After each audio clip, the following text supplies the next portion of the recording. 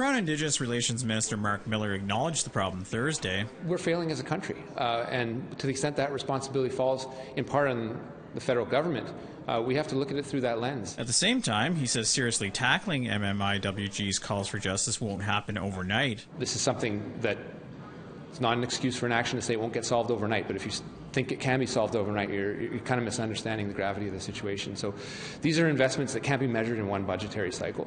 The investments in housing in the current budget will make a difference, particularly in the far north. The investments that are seen through the lens of reducing gender violence will make a difference. The NDP's Leah Gazan says victims and families of violence have been patient long enough and can't wait any longer for results. I'd like him to say that to families who are looking for loved ones at the moment, survivors of violence that are not getting support, and women, girls, and Two-Spirit trying to flee violence. I think asking them to be patient, asking anybody who's dealing with this ongoing genocide to be patient is unacceptable. Conservative MP Gary Vidal is a critic for Crown-Indigenous relations.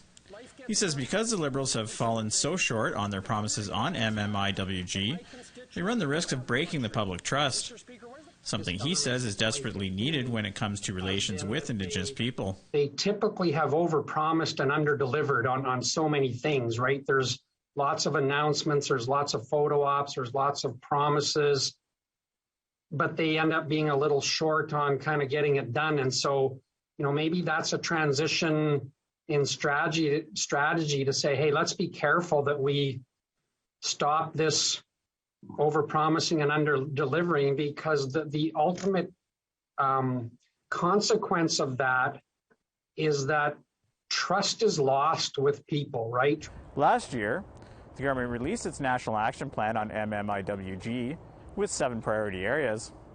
At Wednesday night's debate, Miller told the House his department will have an update on progress on these priority areas next month.